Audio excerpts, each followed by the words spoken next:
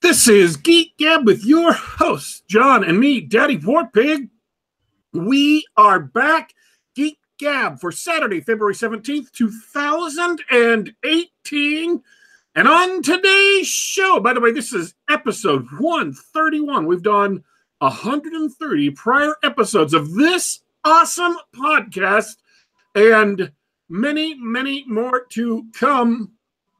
Today, we are talking about the brand new, absolutely brand spanking new Marvel movie. And by which I mean, of course, the fact that Thor's ex-roommate Daryl has moved in with the Grandmaster. Have you seen Daryl and the Grandmaster? I missed that one, Daddy Warpig. Daryl, who's a great guy. He's an office worker. He's a calm, down-to-earth guy. At one point, Thor moved in with him. And I would like to point out, for those of you that think I'm joking, these are real Marvel movies starring Chris Hemsworth. Okay?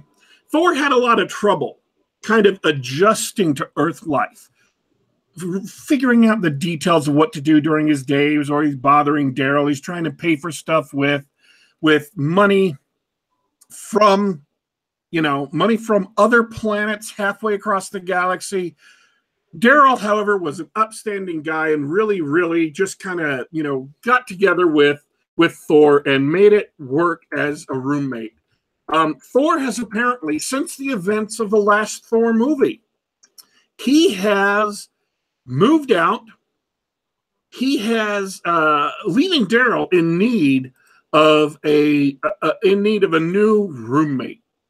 So, in a short released just yesterday, the Grandmaster from the last Thor movie moved in with Daryl, and now they're kind of in that adjustment period. And I think these shorts are both, they're really touching to show kind of the ground level operation of the Marvel universe.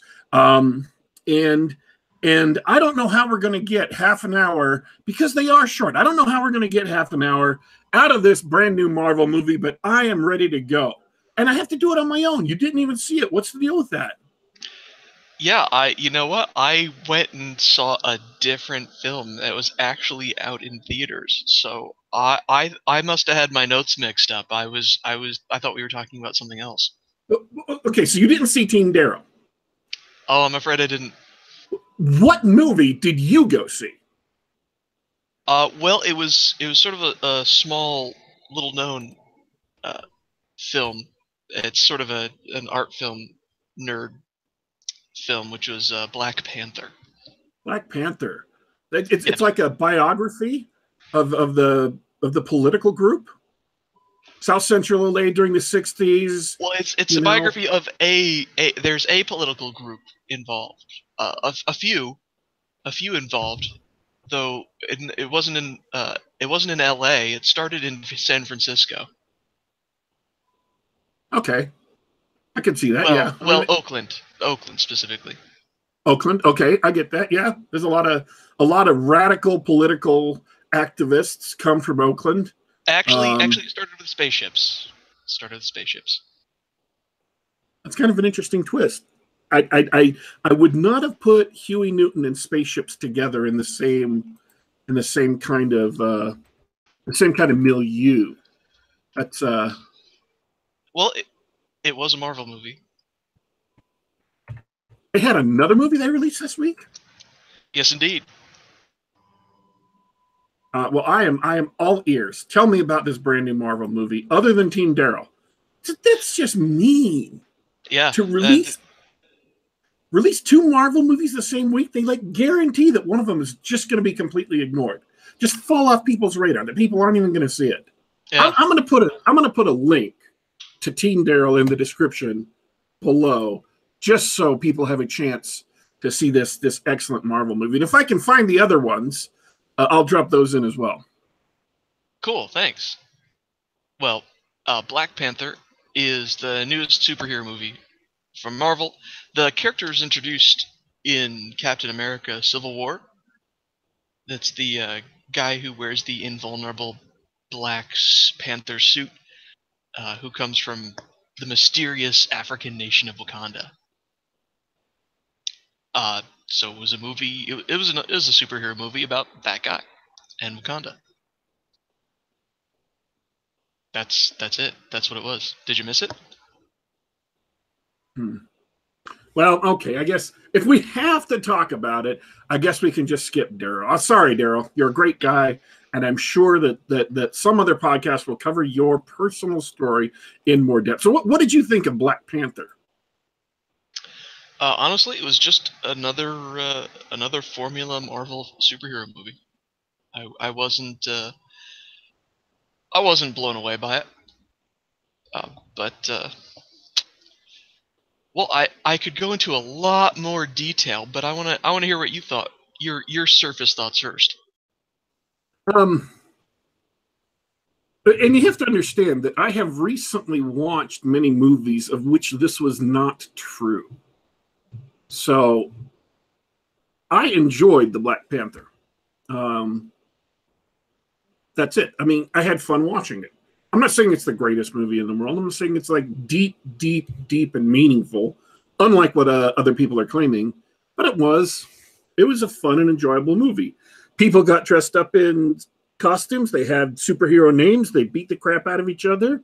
There are several other ancillary combats. There's chases around the world, and each combat was different. Each combat was interesting. You know, the performances were all fine. Andy Serkis just was having so much fun in the movie. You couldn't help. I just loved every minute his character was on the screen. He played the villain, the Claw, was it? Yeah.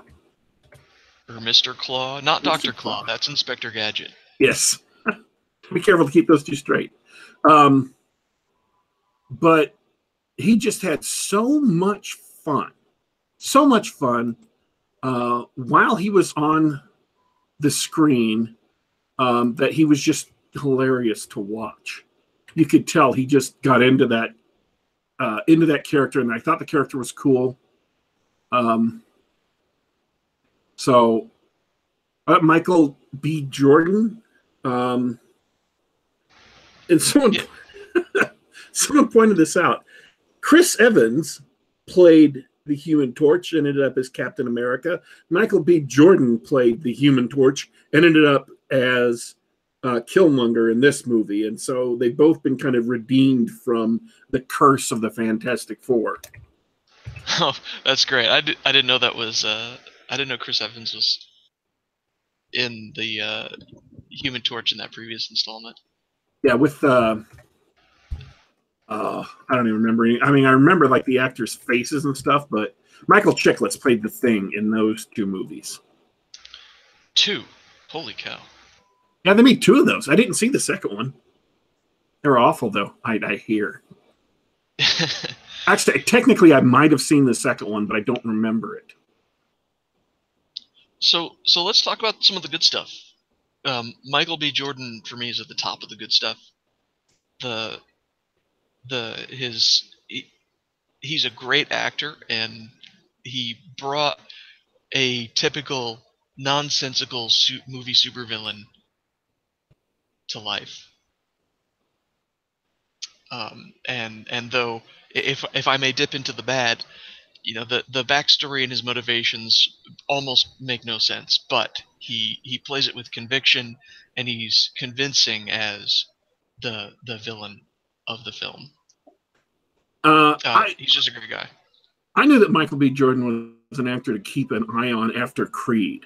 And Fantastic Four and Creed are the only, in this movie, obviously, are the only movies I've seen him in. But man, he knocked it out of the park in Creed. He just. You remember The Wire? Yeah, I do remember The Wire. Yeah, he was Wallace in the first season of The Wire. I have to go back and remind myself who that character was. He was the smart kid who got in trouble, and they thought that he had betrayed them to the police. Okay. Now you I'm know who sure that he is. did a great job. Yeah, it was one of the best characters and performances in the first season of The Wire. One of the other people that shows up later on, or early on, who you think is going to be like, and it's really hard to describe things without getting into big spoilers accidentally. Winston Duke plays one of the leaders of the 5 Wakandan tribes, the White Gorilla tribe, who are traditionally rivals of the other 4, including Black Panther's tribe, including T'Challa's tribe. And he was a significant character that he played, was a significant part of the last seasons, the last couple of seasons of Person of Interest. I don't know if you remember season 4 of Person of Interest. I don't remember his character in it. Dominic, the guy was that Dominic? He's Dominic. Yeah. I didn't even recognize him with the crazy Marvel haircut and bearskin trappings. So I mean, he's another actor who is legitimately a great actor that they cast. I mean, I think they did a great job of whatever people say about the script, and I'm sure there are complaints that can be made about the script. They bothered to sit down and cast great actors so they could carry this off. Forrest Whitaker, Angela Bassett, the actors we've already talked about. Lupita Nyong'o, who became well known for being in 12 Years a Slave 5 years ago, and other people who are genuinely really, really great actors. They put them in this comic book movie, and I think Chadwick Boseman did a great job as T'Challa in the last movie, and I think he did a good job in this movie. I didn't have any problems. I didn't have any complaints about his performance. Yeah, I thought it was pretty good all around. I think Michael B. Jordan is the best of them, but even better than Forrest Whitaker, who's a bit of a ham. But Michael B. Jordan just carried off his scenes with so much conviction. Like, you could feel that character.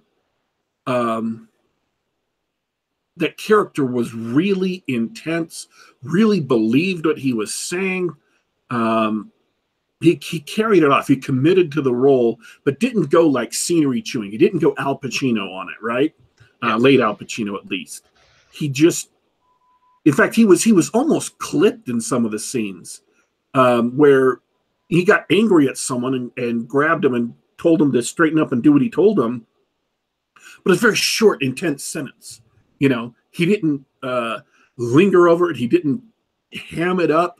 He just slammed his performance, and you believed him. He seemed like a really, really driven, obsessive guy. Yeah, really well done. And all the acting it reminds me of Hunger Games. Awful, dumb script elevated by a really good cast. And the only real complaint I had about the cast was everybody putting on the African accent was really distracting. Even though it was appropriate for the setting. I mean, the movie's almost entirely set in Africa, but it was still pretty distracting.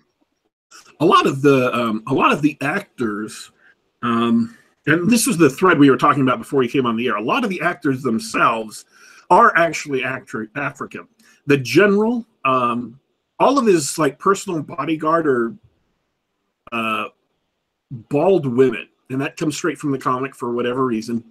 But the general is from Zimbabwe. One of the other major bodyguard is from Uganda. The guy who was his friend in the beginning, who wore the blue blanket. He's from Uganda. Lupita Nyong'o is from Kenya. John Connie, who's his father, who was killed in Civil War but makes an appearance in flashbacks in this movie. He's from South Africa. So a lot of people were upset because they shot this in America, but the actors are from Africa, and a lot of the fashion they use is native African fashion. That was one of the other things that I really liked about Black Panther. Aside from the actors' performances, I really liked the costumes. It was fun. It was colorful, and you were telling me that they drew from a lot of different African cultures for that.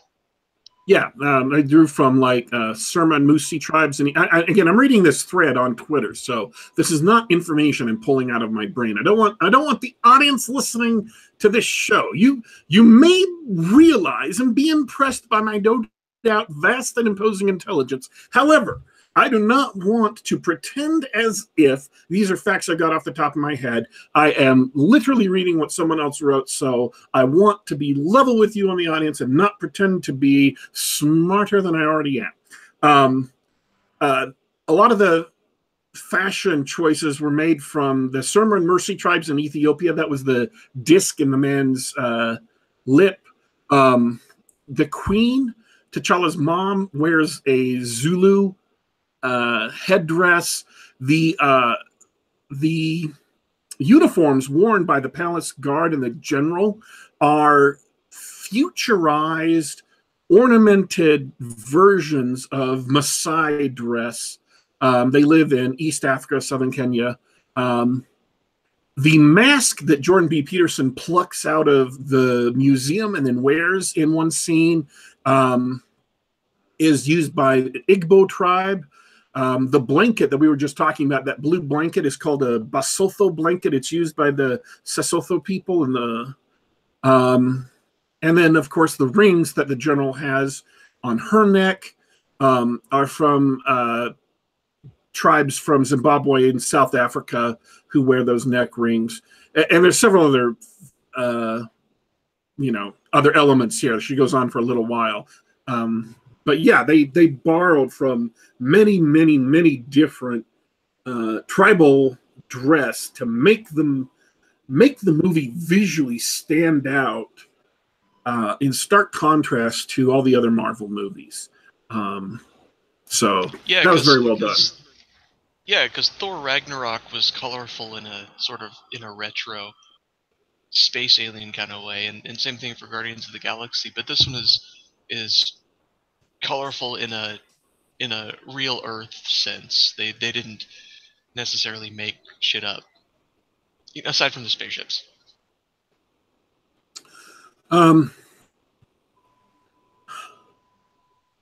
So let's talk about the bad stuff. What was it about this movie that you thought didn't work particularly? Honestly, I wasn't going along with the themes or the plot really, or the motivations of the characters.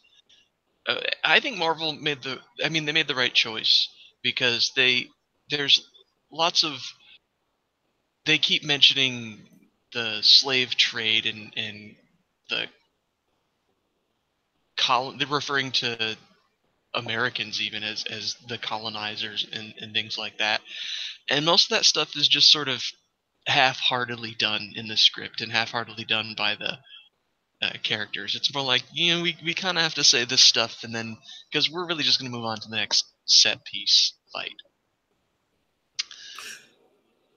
So there's this confused jumble of the main antagonist's motivation. The guy played by, what was the character's name? I don't even remember the character's name. Damn you! Killmonger. Killmonger is his code name. As I say, I just closed the IMDb tab. Yeah, Killmonger. So he's he's a trained killer and he wants to take over Wakanda and use it as a weapon of war, I guess. But then he's spouting off SJW nonsense like, you know, get back at the colonizers, or a lot of people are sorry, this leads to another theme in the film, telling Wakanda, you know, they failed. They didn't protect their people when they were being sent off in chains, and so on and so forth. And the movie just sort of scratches the surface of that. But as a kid raised in Oakland on the streets, and you know, who turned into a, you know, a ruthless killer for the military, that doesn't seem like it seems like the motivation at the end of the movie, where he's like, I just kind of wanted to take over Wakanda so that I could wage war on the world. Like, that sort of made sense. Sort of. If it sounds difficult to understand, it's because the film didn't do a great job of really laying out his motivations.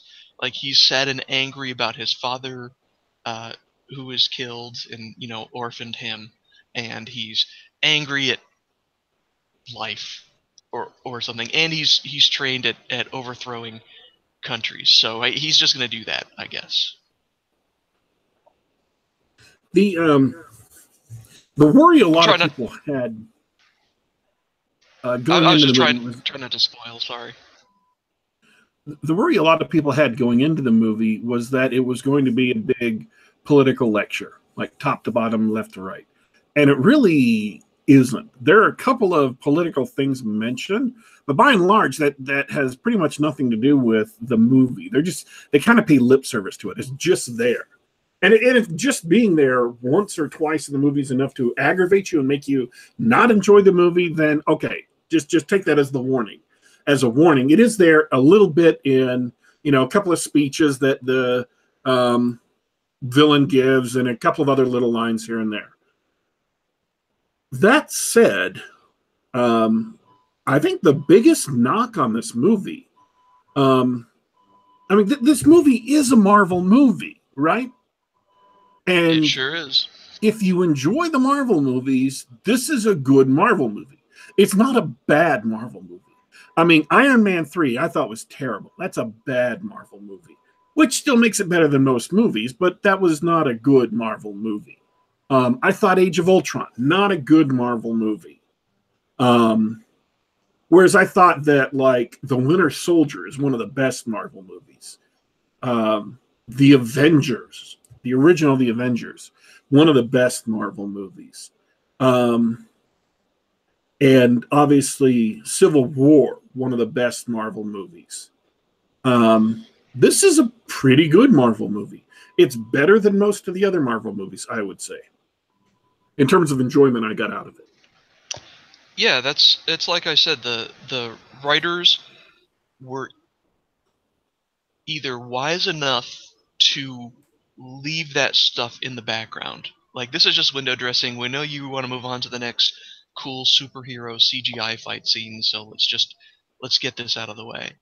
Or they were wise enough to realize they didn't have the chops to uh, handle the material with, you know, intelligence. The backdrop of the movie, of course, it follows from the events in Captain America: Civil War, where the Black Panther's father, who's the king of Wakanda, is assassinated, along with a bunch of other people. So this film sort of happens. It doesn't really follow the fallout of that death, but it happens during it, as as you might expect. There are lots of consequences and ramifications to a king of a super powerful nation being assassinated. Uh, you'd think that would be easy, considering he had exactly one son to be the heir. But anyway, better writers could have made a really interesting film out of it that had nothing to do with guys in suits running around punching each other. They could have done a really interesting story with trying to make sense of the really dumb backstory of Wakanda. Is that space metal made them super powerful and super intelligent, and but they hid it all to themselves. So an intelligent or a wise even scriptwriter could have turned that into a different kind of movie, something that was really interesting. Maybe something that, say, a Zack Snyder would do with the DC universe, right? Try to do something intelligent or thoughtful or adult about it. But they were wise enough to realize that they didn't want to do that because it's a Marvel movie, or wise enough to realize that they didn't have the chops because they were hired to write a Marvel movie. You know what I mean? Yeah. Here's some of the notes I took. I took 1 page of notes. The movie has, on the whole, really, really great special effects. Just absolutely fabulous special effects. But you expect that from major movies, especially Marvel movies. Double, especially since they're owned by Disney now. But there was one, the scene where he's getting set up to assume the mantle of the king and getting ready to take challengers. When they're focused down on that shot, and it's just him and 2 other characters, it is so obviously green screened. It looked bad. It looked really, really bad. The background terrain just looked fake. So most of the movie has great special effects. This one scene just didn't. There's no explanation for vibranium or vibranium tech or Wakandan society. And I'm not talking in terms of like backstory. I'm talking in terms like they don't even mention anything. They don't even pretend to tell you what Wakandan society is really like. Like, what is it like to live in Wakanda? How does that work? Is it, if it's a kingship, how do the 4 tribes interact? Do they stay on their own lands or do they go on other people's lands? There's a bunch of tribesmen who live on the outskirts to give the impression to the world that this is a poor country. And we actually see that at one point.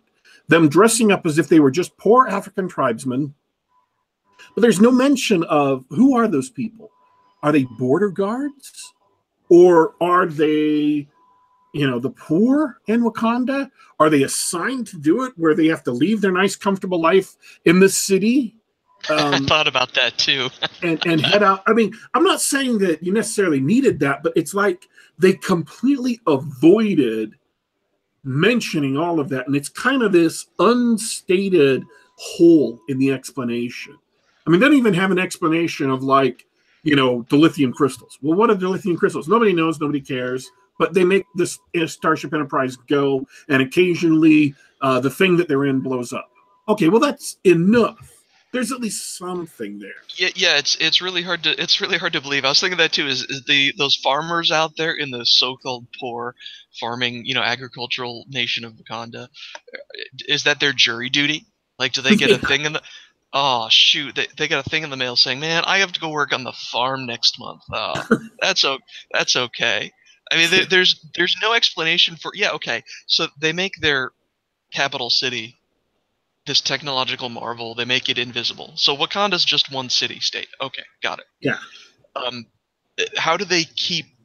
They can keep it physically, invisible, but how do they keep their presence and their power and vibranium hidden, over the centuries? How did they do it? Which is actually something that the Black Panther sort of, kind of engages in, and once again, if written by someone who is not writing a Marvel movie and instead of writing an actual thoughtful analysis, would have made an interesting conflict out of it. But I'm avoiding spoilers because it's a Marvel movie. You might want to see it. This is the funny thing I thought. The thing that I thought going through the whole movie was that vibranium is great as a metal and all, but that doesn't necessarily lead to them becoming super technologically advanced. At least there's no explanation of it. And what I thought would have been far more interesting is that, not interesting necessarily, but would have made far more sense, especially in context of the Marvel Cinematic Universe and setting up connections to the rest of it, is that inside this vibranium mountain that was originally a meteor, they find some kind of crashed alien starship that crashed there a million years ago. And all of the technology they have is because these aliens used vibranium, and they gleaned from this abandoned starship their technology. That would have at least made their whole technology make sense. How you could develop. So you've got a mountain of the strongest metal on Earth. Okay, that's fine. How do you build a technological base from that? How do you mine it? How do you smelt it? How does that lead you to make discoveries in electronics? And these are kind of nitpicks, because someone can accurately say that's not the point of the movie. And I'm like, you're right, that's not the point of the movie, but it's not even pretending to be addressed. They didn't even do a hand wave to address it. Something like, well, vibranium naturally forms nanites. They mentioned nanites at one point in connection with his new uniform, which is really cool. I thought his new uniform was great. I thought the special effects of it in not the visual computer, but like what it can do for the wearer. I thought that was kind of interesting. You get hit, you save up kinetic energy, and then you can release it to do stuff. I thought that was interesting. But they don't even pretend to give even a half-assed explanation for that. Not at all. It's just magic. It's just magic. Ant-Man gave an explanation for the shrinking. Captain America gave an explanation for his shield. Iron Man gave an explanation for how the repulsors work. All of the, even in Thor, there was an implicit explanation that this wasn't really magic. This was actually technology, and very, very super advanced technology. They didn't even make a half-hearted explanation, or even a hand-wavy explanation. Like even Star Trek, right? The 2007. Wow, is that really 2007? 2009. The 2009 Star Trek. That's not much better. It was 8 years ago.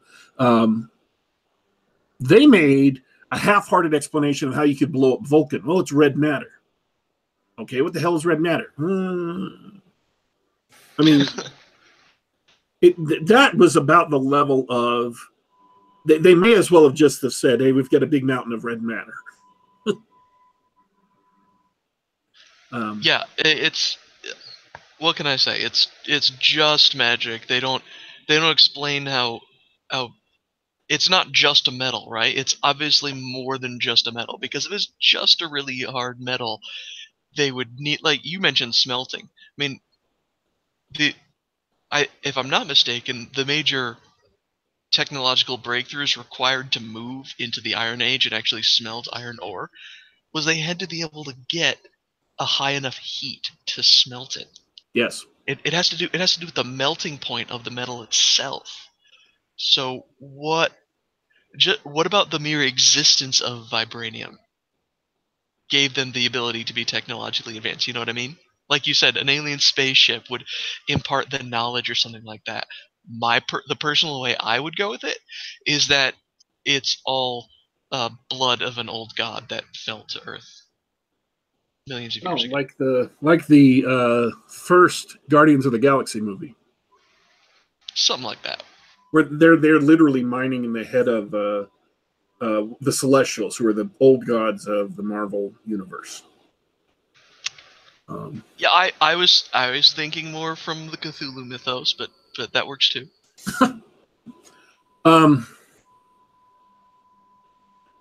But all of that was basically just a lack of something that should have been in the movie, and that doesn't necessarily. I don't know that an average audience member would notice that lack. I don't think they would notice it or care. I noticed it. Like I was saying, they just kept everything moving along at a bare minimum so that you could have fun and enjoy the action scenes. And they did it well. I mean, there were plot holes I noticed.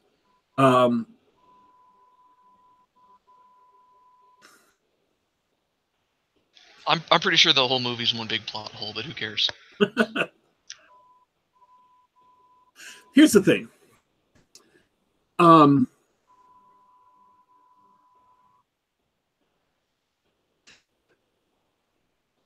This movie has fallen into that kind of gap where you're not allowed to criticize it, otherwise you're a bad person. Like the 2016 Ghostbusters, right? You're not allowed to criticize it, or you're a bad person. And there have been a couple of movies recently, and I think the 2016 Ghostbusters, so that was basically like a deliberate marketing campaign by Paul Feig and Sony because their movie was garbage and they knew it. And I remember there being at least one more major one since then, but I don't remember what it was. Like a really, really terrible movie where you were forbidden to say it was a terrible movie because it was politically offensive.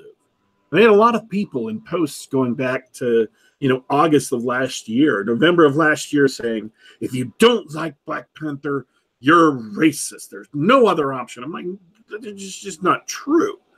That can't physically be true if you're making a movie. That the only reason to say it's bad is because of racism. They could have screwed up all the special effects, and then you could have said it's bad. Take a terrible special effects. It looks like crap.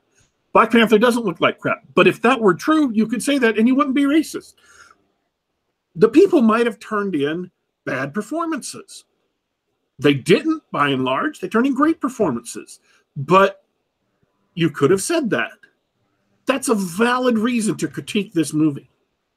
And I think if you look at, and I'm just going to say this right out, if you look at the percentage scores, the difference between the audience scores and and I'm talking specifically on Rotten Tomatoes. The reason why I'm talking on Rotten Tomatoes is because Rotten Tomatoes is it's a score aggregate site.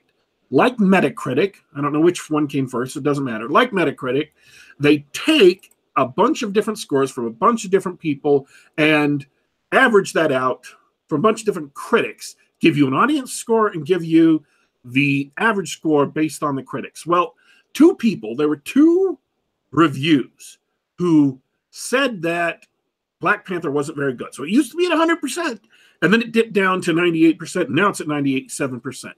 This is a good movie. This is a fun movie.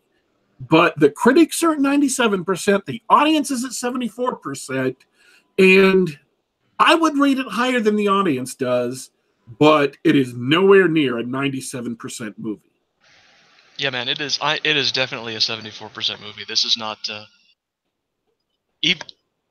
even the best Marvel movies, maybe 90%. I would say that this was I would say this is an 80%, at least in my mind. And I understand that people, you can disagree with that reasonably. I could see you, depending on how much weight you wanted to put on what you thought were plot holes or whatever, I could see you pushing that, or if you didn't like action. I mean, if you don't like action scenes, and this movie is, let's be perfectly honest, this movie is, if you made a necklace out of big hunks of diamond, the wire around them is very, very thin that has almost non-existent. It's basically just there to hold the diamonds in place. This movie, the diamonds are the action scenes, the combat scenes, and everything else is that thin silver wire, gold wire, that just holds the diamonds in place. Yeah, that's a good analogy. I think here's my objection to that, because it's a Marvel movie, it's a modern Disney movie, and I had to tell myself in the first action scene, it's okay, John, you're not watching a kung fu movie. It's okay for it to be like this, because it's got its PG-13 rating, it's comic books, it's written, it's made for kids, and it is there are no impacts shown there. Everything's done in a quick cut, blurry style so that Oh, you know that things are happening, but you don't know exactly who's punching whom or who's shooting whom necessarily in every scene. The clearest it gets was um, a fun fight in a underground casino, and what's her name, the bald lady with the spears, just like whipping her spear around. That's as close as it gets to actually understanding the action and what's going on. And so Americans, go ahead and finish. I'm ticked. You ran across one of the things that ticks me off. So well, what about this? it's just that's what action movies are like these days, especially the PG-13 ones. And the action was fun, but it wasn't engaging and in the same way that an actual kung fu movie where they actually shoot the strikes and action, where you can actually follow the battlefield and what's happening where. It's you lose that sense of spatial awareness. And that took away from my enjoyment. But as soon as I told myself, you're not here to watch a kung fu movie, you're here to watch a comic book movie, I was okay with the rest of the film. The MPAA, the Motion Picture Association of America, and I've ranted about this before. I'm not sure. I've ranted about this before on this show and in my blog posts on the Castalia House blog. So I'm going to do it again because it still pisses me off. The MPAA, who hands out ratings for movies, they're what determines whether a movie's PG-13 or R or whatever, has decided in the past 5, 6, 7 years, stupidly, wrongly, idiotically, bizarrely decided that if you can see a strike, a punch land, it makes the movie R rated. So, The Karate Kid, if it was released today, would have to have a hard R rating. Would have to have an R rating. And they're saying that The Karate Kid is just as violent as the original RoboCop. In effect, that's what they're saying. That there is no difference between those two movies. There's no difference between the level of violence or blood or gore. The Karate Kid, any action movie where they show you punching people, so basically everything from the 1980s that wasn't already R, it would now have to be R. Big Trouble in Little China, R-rated. And it is bizarre and it's stupid and it wrecks movies because it means that it robs the physical combats, the punching, kicking combats, of their visceral impact. It makes a notable difference in whether or not the fights feel visceral, real, moving, whether they impact the audience emotionally, subconsciously. And it forces filmmakers to shoot so that you don't ever see fists land. You see the blow coming in, you see the blow coming out, but you never see the impact. And it just looks dumb. It would be like forcing everyone who made a romantic comedy that you couldn't ever show kisses or it would be an R rating. That you could show the guy leaning in and you could show them coming out, but you couldn't show the lips touching because that's R rated. That's how stupid American movie ratings have become. And it just pisses me off. It's the worst. And for anybody wondering why, it's the difference between an R rating and a PG-13 rating is millions and millions of dollars. That they will lose money because fewer people go see R movies. There are still people out there who won't take their kids to see R movies. You know, Deadpool was famous for being the first Marvel MCU film with an R rating. Yeah, and Deadpool wasn't made by Marvel. It was made by Fox. It was part of the X-Men franchise. So they didn't have anything to do with it. It's not technically an MCU movie. Oh, I thought it was an MCU movie. No, it's an X-Men movie. It exists over in the X-Men universe with First Class and the 2001 X-Men, things like that. Marvel Comics makes the comics. I guess in a technical sense nowadays, because Marvel Comics doesn't make good comics. They don't even make comics anymore. They make comic-like parodies typically. They loosely resemble comics, but aren't actually really comics. It's a whole nother rant. But well, so between the revenue loss and the fact that Marvel's owned by Disney now anyway, they're gonna shoot for that PG-13, even in a fun action-based film. There is no reason for this movie to have to gimp itself, except for what the MPAA has decided, and I have no idea whether or even how you could get them to reverse those decisions, but they are materially impacting and making American action movies worse, just in terrible ways. So yeah, I had fun in Black Panther, and there were a lot of people lining up before the movie to tell me, oh yeah, you can't say it's a bad movie or you're a bad person. So I was ready. I mean, I didn't want it to be bad. Like I tweeted before I went and saw the movie, I wanted it to be a good movie, but I was ready. If it was a bad movie, to come on the show and just absolutely excoriate it for being a terrible movie. That's funny. Did people actually say that to you? Yeah, they tweeted that out. They didn't say it to me in person to my face, but things like that were tweeted out. You know, in fact, some people tweeted out that, you know, if you're a white person, you just can't talk about Black Panther at all. You just shut up. You know, if you're a white person and you wear the Black Panther costume for Halloween, it's cultural appropriation. And I'm like, you can't appropriate, even if assuming cultural appropriation were a real thing and not just some made up stupid thing that easily offended people invented so they could justify being easily offended. Even if it were a real thing, you can't appropriate a culture that doesn't exist. Okay? No one owns it. It's not a culture. It's not real. Okay? You can't appropriate Middle-earth culture or Hobbit culture. You can't. It doesn't exist. It's fictional.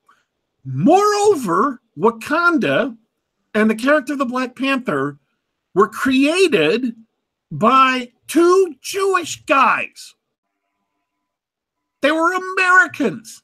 Comic books are the American art form, the American genre, superhero comics. The American genre.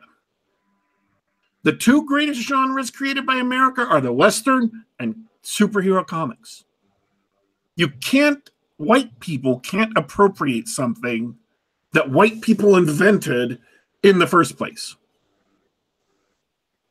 Stupid. So I was ready to come on the show and say, hey, this movie is bad. It's terrible. Here's all the things they did wrong.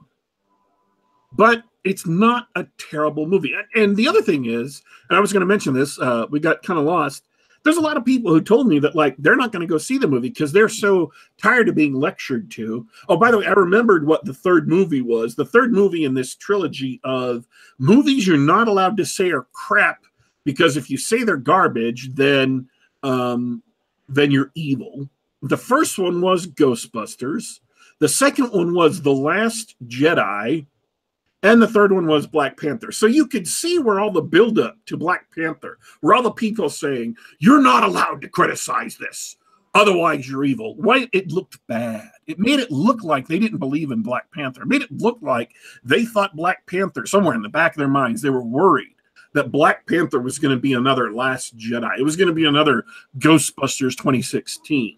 And even though it's not, even though it's a good movie, there are a lot of people who are putting off seeing it in the theaters or putting off seeing it until it comes on Netflix or HBO or whatever, precisely because they're tired of being lectured to, precisely because they're tired of this marketing crap that was played out in 2016 with Ghostbusters, that was played out in 2017 with The Last Jedi, and now is playing out in 2018 with Black Panther. I mean, you just can't keep on marking movies off and saying, these movies are completely immune to criticism. No one is allowed to criticize this movie.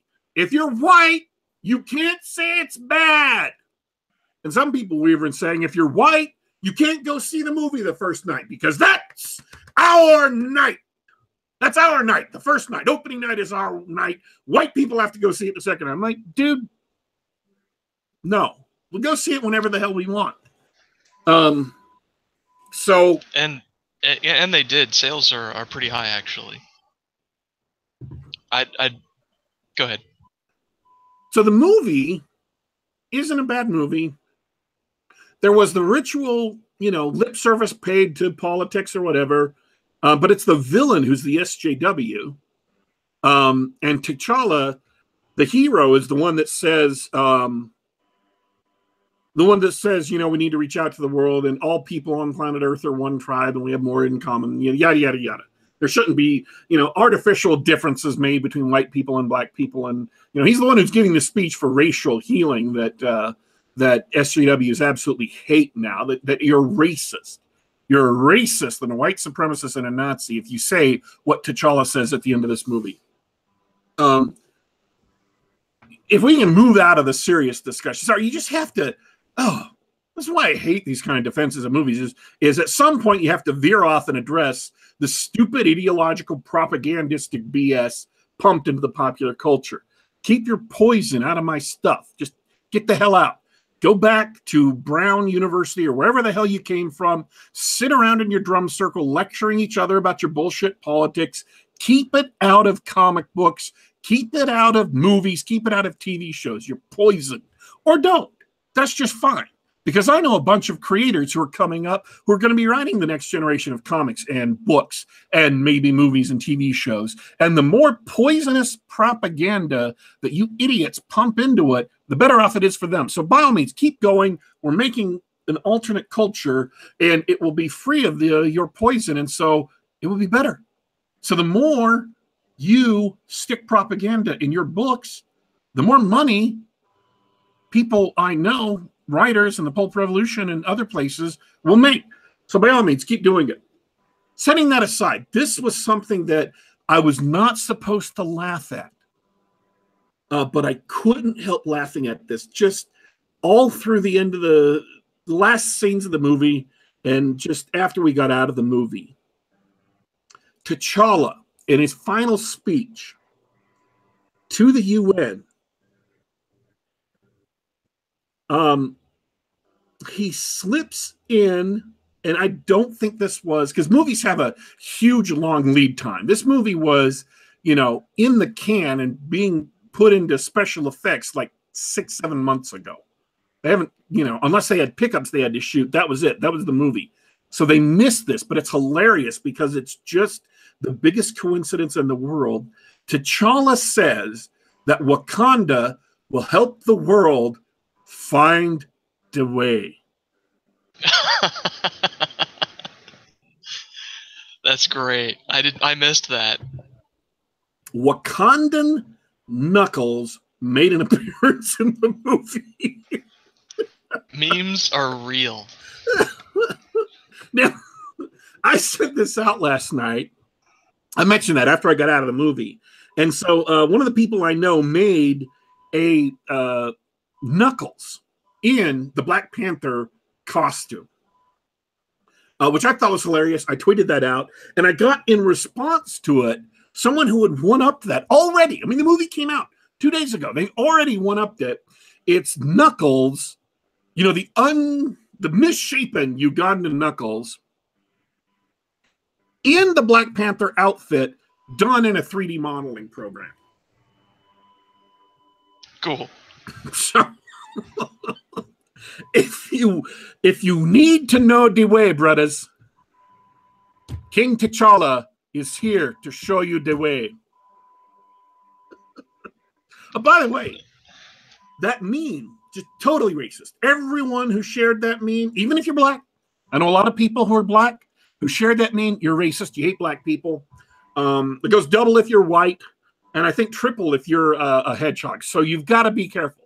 You can't share that meme or laugh at that meme because you're racist. So, I am still pissed off at the MPAA, and I will be until they reverse that decision. Until we're allowed to start making PG-13 action movies with actual freaking action in them, I'm still going to be ticked off every time that subject comes up. I did it like last week, last Sunday, when I published my post was about how stupid the MPAA is for making Big Trouble in Little China would be R-rated just because a guy punched somebody else. No head explosions, no organs flopping across the floor, no bloody torture scenes as people die from being chopped apart. No. Just punching someone is enough to get you an R rating. It's stupid. So back to the movie. I thought it was good. I thought it was a B+ Marvel movie. A lot of people have complained about the Marvel movies because they say that the main villains are always like a mirror image of the hero. Yeah, well, in this case, it's true and it's not true because they're two different characters. But ultimately, the Black Panther has to fight another guy with Black Panther powers. Yes. Like Ironmonger and Iron Man and Ant-Man, Scorpion.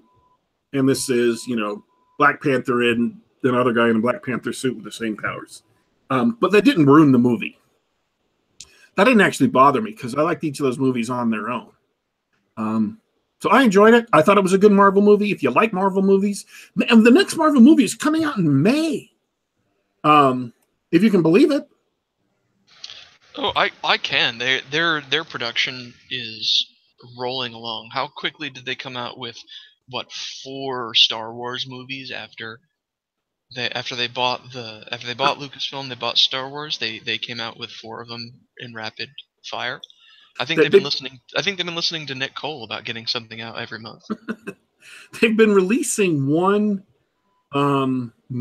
Star Wars movie a year. They might be speeding that up because the next one isn't coming out the end of the year. It's coming out also in May, oddly enough, or somewhere around there. And their Marvel movies, as far as I'm aware of, they're shooting for 3 Marvel movies a year. So for this year, there's Infinity War in May and Ant-Man and the Wasp.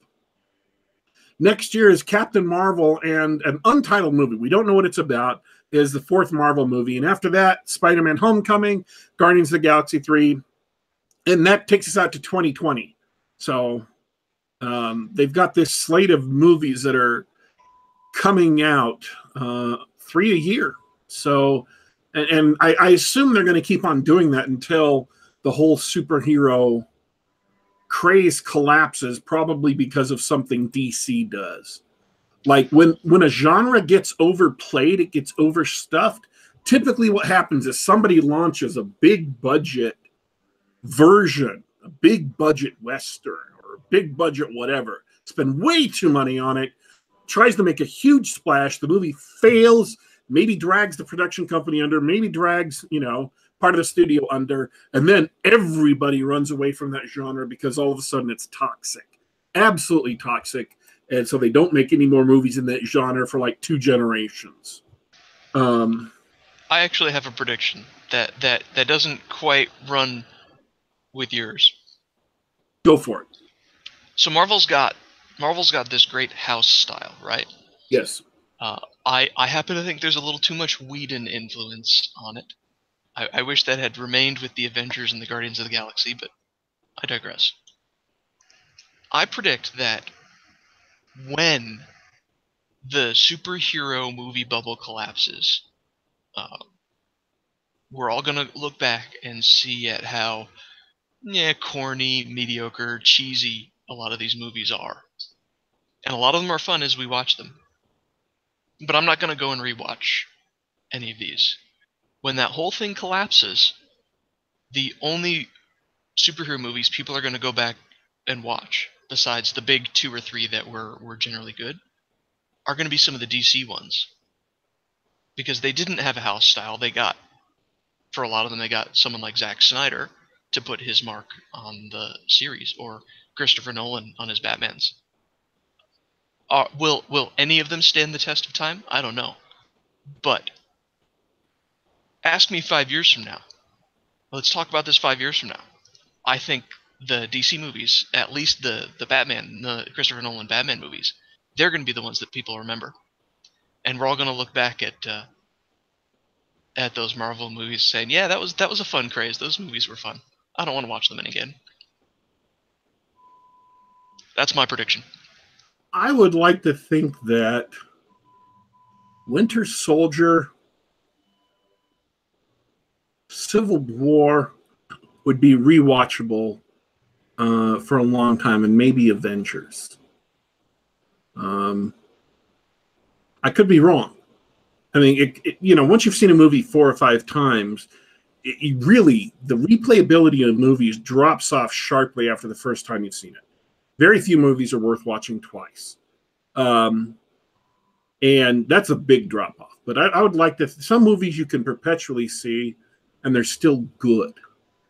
And yes. Yeah, speaking of which, we talked about this on Twitter. I hadn't seen The Sting. Totally not a superhero movie. I hadn't seen The Sting in like 20 years. I put it on the other day. Awesome. Great movie. Amazing actors. Stands the test of time.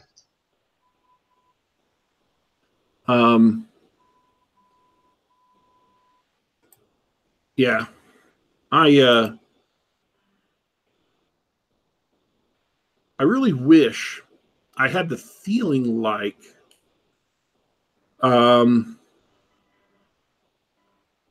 I really wish I felt like this the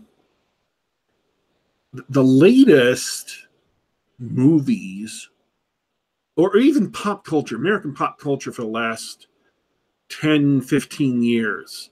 I really wish I felt like it was producing landmark works that would stand the test of time. But by and large, it isn't. I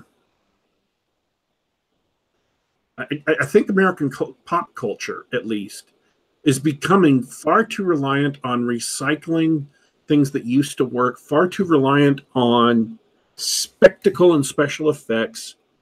And I don't think the people that are making it know what a hero is or how to present a hero in a fictional world. I mean, I don't think they know what heroes are and can make fiction that depicts heroes.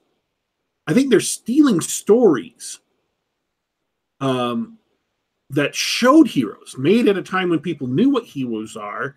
And so they're making movies that kind of show that, but it's almost like secondhand. It's like a photocopy of what a hero was instead of an actual hero. Imitation, that's what I'm saying. It's an imitation. They're trying very, very hard to make them heroes, but they don't really know how to do it. So they're not really convincing, with some exceptions. I mean, I think if you have an individual creator who has a good idea, but most of those guys are kind of old school people who got into this stuff long before 2000. I think that Sylvester Stallone still knows what heroes are and can still make movies with heroes in them. I think that John Rambo, which is Rambo 4, was a movie about heroes. And I think as kind of gimmicky as the casting is, that the first Expendables movie really is about heroes. And I think you can, if you look past all the action to look at the themes and the choices that the characters make, I think those movies really are about heroes and about heroism. And then a lot of the biographical movies, and I talked about this 2 weeks ago on my Castalia House post. I think that the firefighter movie that came out this year, 12 Strong that came out just a few weeks ago, and movies like that, American Sniper, I think, is another great one. To the extent that these are autobiographical movies, and to the extent that they stay true to the themes and morals and actions of a heroic person who was in real life heroic, I think you can make a heroic movie. But that excludes, by definition, all of geek culture. Because if you're making an autobiographical movie, then you're not going to be making Lord of the Rings. You're not going to be making Star Wars. And so I really think that, especially in what you would call geek culture or speculative fiction, right? Fantasy, science fiction, steampunk, comic books, on and on and on. I think that the core producers, the people who have been pushed by books, comic books, by the traditional East Coast publishing world, I think that they have forgotten how to make good and compelling heroes. And there are individuals who can do it still, but I think that they've forgotten. And it worries me because I don't think we're making lasting culture. And I think that we've walled off so much of culture behind draconian copyright laws that favorite characters that in ages past we could have told tales about them because they would have been out of copyright and we could use them now. I think that they're now locked up by corporations. They may as well be locked up for 100 years because, we're not going to be able to make movies or tell stories or write books about them until sometime late in this century. So it may as well be never. I think that we've lost something in our culture has gone soft, something in our culture has gone rotten, and we have lost the knowledge of what heroism is. We've lost the admiration for heroism in and among, not among necessarily everybody in the country, but among those people who are making culture. I think that they've lost heroism as an ideal. I think they've lost it as even an intuitive knowledge of what heroism is. I think that there is an alternate culture coming up, a counterculture, a true counterculture, a counter to the modern soft, spineless, weak, effeminate culture that we can, that there are people who can write stories about heroes, and they are a small group of them that are just starting their careers out. But I predict that they're going to have an impact, an outsized impact, an impact out of proportion to the number of them and out of proportion to what you would expect. Humble, obscure people from many different backgrounds, none of whom have the advantages of having family or friends deep inside publishing culture. I think they're going to make an outsized impact far beyond what you could reasonably expect. And I think that those people can give us an alternative to what would you call it? What would you call a culture that has lost heroism? I don't even have a term for that. It's so strange to me. It's so strange in history. Every culture has had heroes. And our culture has forgotten how to have heroes. At least those groups of people who write imaginative, speculative fiction. Or most of them, not all of them, most of them. So what would you do? And that's the majority of pop culture now, right? Action movies and things like that, they're dominated by geek culture. And yet the epitome of geek culture, the epitome of modern geek culture is Ready Player One that's coming out, that is basically recycled from the fragments of 1,000 different other works. It's 1,000 different other works with things you recognize from them, pulled out of it, slammed together in one book and then one movie. And the whole movie is about pretending that this is a hero, pretending that this is heroism, when they're not a hero, when they're not heroic, when the people who made the book and the people who made the movie, people who wrote the script, have lost grasp. They've lost the knowledge of what a hero is, of what heroism is. I don't know what the term is for a culture like that. If cultures like that have existed before, they don't exist for long, because without an aspiration, without aspirational stories, without something to look forward, look up to, your culture doesn't make real people. Because the reason why we learn about heroes, the reason why we have stories of heroes is because people have to have something to look up to.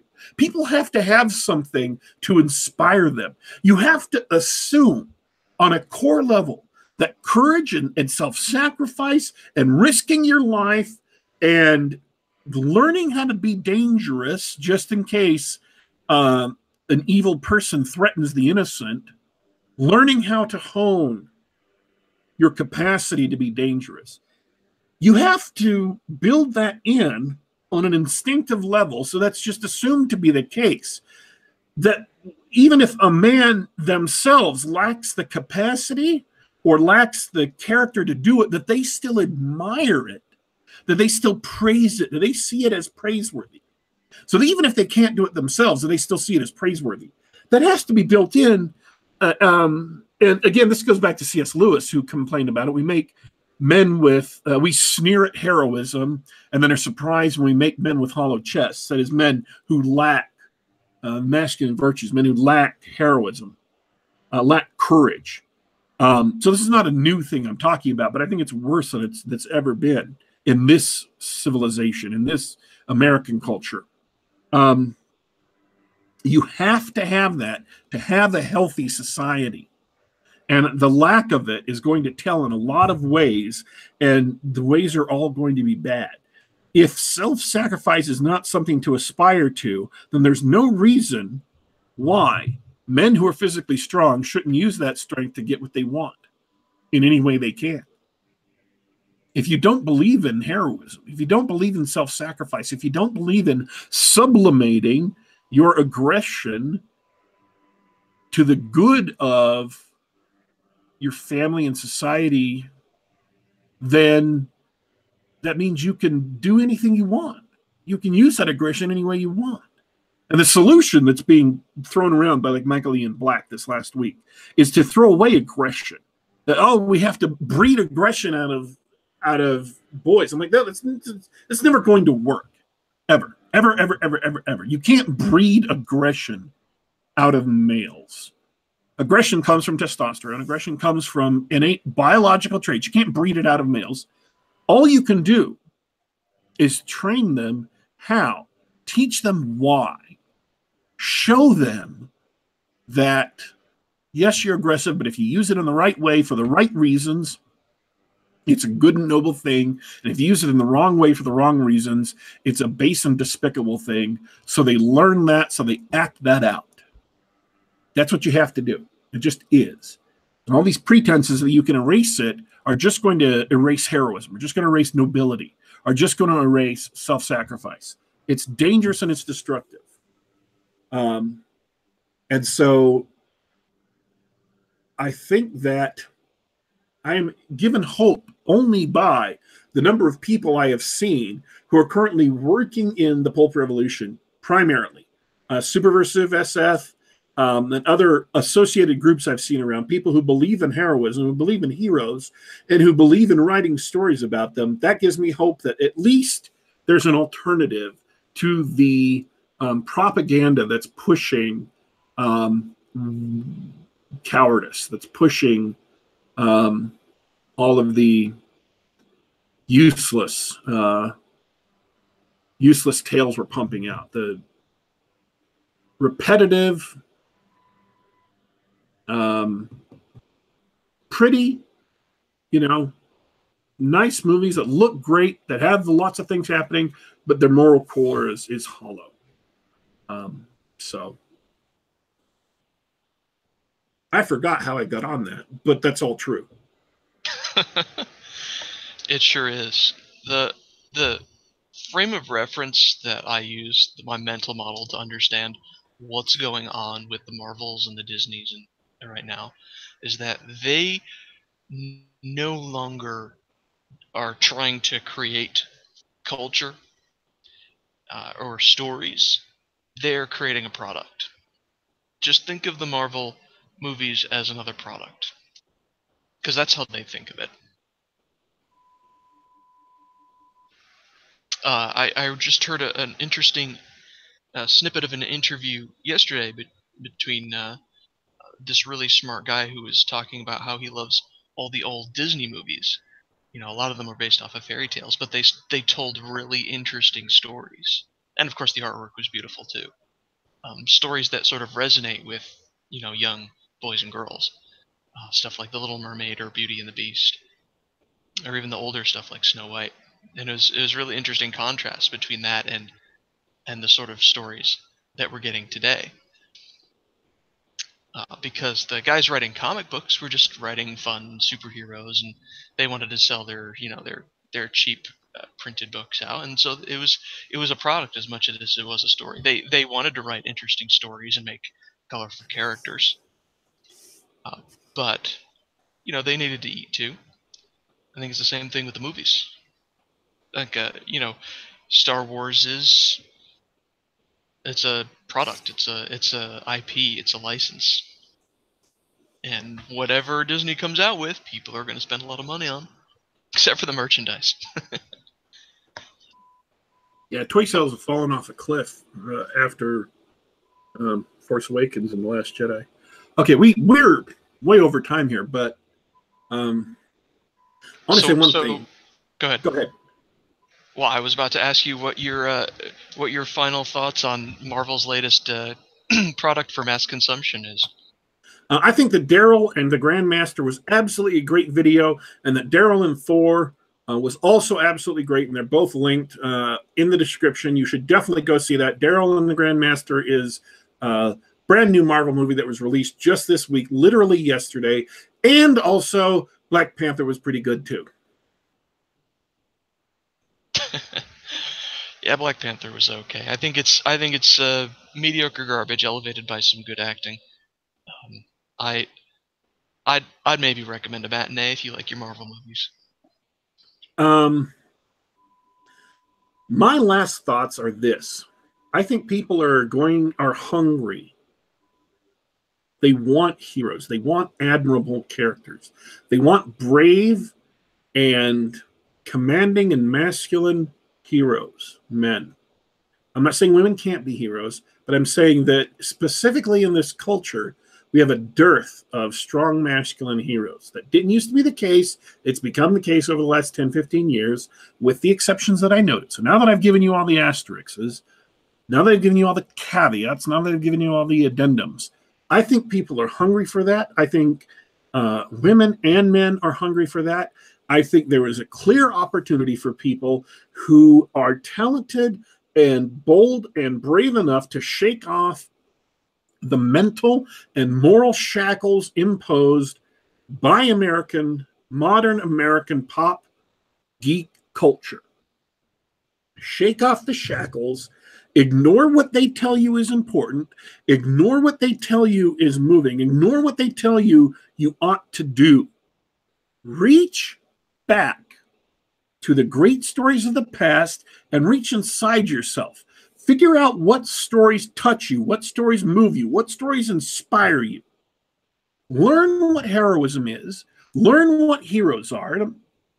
And if you're a creator, if you're a writer or whatever, people are hungry for those kinds of stories, and those are exactly the kinds of stories they're not getting. This is what's known as a market opportunity. You have the opportunity to provide books and stories and whatever that they're not going to be getting in other places. So if you're talented enough, if you're bold enough, if you're willing to turn a blind eye and a deaf ear to the whining, shrieking people who will tell you that what you're making is evil, just ignore that. Cast all of it off. Don't worry about anything they tell you to worry about. Worry about visceral, moving, thrilling, exciting stories of genuine heroes. That is what masculine heroes, that is what we are hungry for today and will only get hungrier for as time goes on. People need that in their lives. And if they can't find it someplace else, but they can find it in your work, then that's a big opportunity for you. Plus, as an added benefit, you'll make your life better. You make the lives of people around you better and you will do something to make society as a whole better. It's a good idea all the way around. Just a suggestion, right? Suggestion looking at where our civilization has fallen down recently and what maybe you could do if you're a creator to add something positive to the world, add something moving to the world, add something exciting to the world, something that touches your audience, something that moves your audience, something that grabs them on a level that they're not even aware of. They have all these built up biases and neuroses, right? Because that's what social justice is. It's a series of programmed neuroses added on top of it that you have to pay attention to every single time you write a story. People have those neuroses piled on top. You can cut through all of them with true stories of true heroes. So tell the truth, be honest with what honor is, what nobility is, what human beings are, what masculinity is, and you can make great stuff that moves people. You're not guaranteed to be successful, but you're never guaranteed to be successful, and it's worth taking a chance on. All right, we're signing off. We're way past time here. We thank everyone for coming in. We thank most of the people in the chat for coming in to the show. Appreciate everyone who listens live. Appreciate everyone who will download this show later. By the way, if you want to download this show or watch us live, we're on youtube.com/Geek Gab. We're here about every week, just about this time.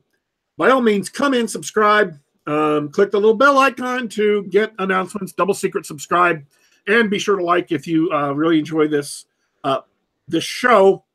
Or you can subscribe to us through Apple iTunes, or you can subscribe to us through the Google Play Store, or you can subscribe to us through SoundCloud.com, because we are here for you. We are here for the audience. We are supporting you in whatsoever platform you feel the need. We are available. And we're signing off for today, folks. We are leaving you. Next week, we are planned to have El Jadji Lamplighter Wright, the author, on the show, barring unusual events, next week at the same time. Thank you for tuning in. We're signing off for now, but don't you worry. We will be back.